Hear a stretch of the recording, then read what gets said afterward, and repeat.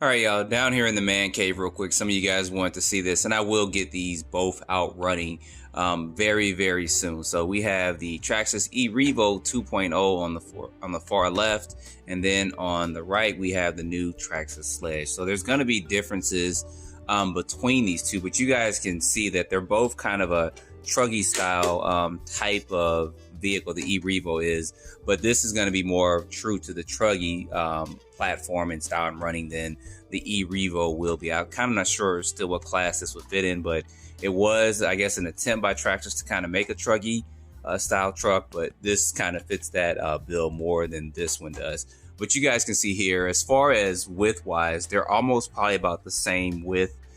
This is probably going to be just maybe a tad bit wider, just as it is a tad bit longer too. But if it is, it's just barely. I'm with it. Both platforms perform good out the box. I believe the Sledge is going to be faster than the Erevo. The Sledge, I got 55 miles per hour on 6S, and I believe this is about 50. May have to take this out and do another speed test with the Erevo just to kind of do a comparison between the two. They both actually come with a clipless body mount, and I can't remember the body actually coming off of this Erevo when I flipped it. I've hardly flipped this a lot, but it does have a latch like some of the previous Traxxas models where you just kind of just flip this and pull that, and then this body actually comes up, where this is you use two hands and you just push on each side, and this actually flips up and comes off. So they're both easy to take the bodies off. The only thing about the Erevo, and I'm going to go ahead and take these bodies off of both of these real quick, is going to be the battery component. So you can fit, of course, a regular size 2S lipos in here, but when it comes to 3S lipos, I did have some SMC 7800 milliamps that fit in here, but they were pretty tight, and those were the biggest batteries I can fit in here. So I do have coming in some regular 2S size 3S lipos. So they are the size of a 2S lipo, but they are a 3S. So I will have those in here, and I'll have to get that all soldered up to get this running. But you guys can see the differences in the layouts of the two vehicles right here as well. This uses two servos. You can do a modification where you can actually just use one servo on here, and of course this uses one servo with it. And I think Traxxas has an updated servo for like $109, but I'm actually going to change this servo out to a different one. I have a power higher servo I'm going to put up in here. As far as durability wise, this is definitely going to be a lot stronger, but you see something different with this Sledge that doesn't come stock out the box like that. Now, I did rip one of the Sledge tires. I think I was running an event and it flipped over and I hit the throttle a little bit. It did actually tear the tire. So I did replace those Sledge tires with some Armor Creighton tires. So that's one of the differences there with that. The Sledge tires are okay, but I think they're a little soft and they do cause some ballooning. Whereas I haven't had any issues that I can recall with the Erevo in tires ballooning. These are still the original tires, and these actually give you some good tread and compound. I may actually at some point try these particular tires and wheels on the Sledge just to do some runnings. I think you guys may want to see that, and I kind of want to see for myself how these tires and wheels actually hold up, because if you guys can see there, you probably can't tell that much of a difference, but these tires are a little bit wider then of course these tires, and they're also a little bit wider than the Sledge tires, so that may help the performance and handling of this. And they've been pretty good. I think these can hold up to about 50 something miles per hour without actually ripping and coming off the tire, but we'll see. I've heard of people having issues with these before, but I think they actually geared up to where this can go 60-70 miles per hour and end up ripping the tires on concrete. The other big difference, there's a lot of differences actually with this, is of course this has kind of that lay down shock design for that, where this one does not. Of course, it uses shock towers and stuff for it. This has an aluminum chassis, and this has a plastic chassis for it. Gearing wise, I think it's going to be a little different with it, but they still perform pretty good for what it's worth and what they are with it. I know a lot of people don't like the Traxxas electronics. I'm fine with it because I pretty much leave my Traxxas vehicle stock out the box. Just get some good batteries for them. That's just my recommendation. I think with this, I'm running 60, 70, 80, 100 plus C's, and same thing with this. I run higher C rating lipos with it. I think with this one, I run up to about 70 or 80 C. I don't go too high with this, but they can handle it if you kind of leave it stock out the box. I think 55 is fine for this, and 50 or whatever is fine with this, but we'll get both of these out and do some test runs with them. They both do come with the same speed controller, the Millennium. You guys can see that in there, and I did change my connector on there. I'm using one battery, where this one you have to use 2 batteries. With this, I mean, you can't fit a 4S LiPo in unless you can find a small one. Then of course it won't fit one 6S LiPo. But the ESCs are the same, but the motors are different. This is a 2000 kV motor, and that is a 2200 kV motor. So there are differences with that. You would think that this one having a higher kV motor be faster, but it performs fine for what it is and what it's worth. My wing's a little crooked back there, so I'm gonna have to either get a new one or try to bend that back in shape.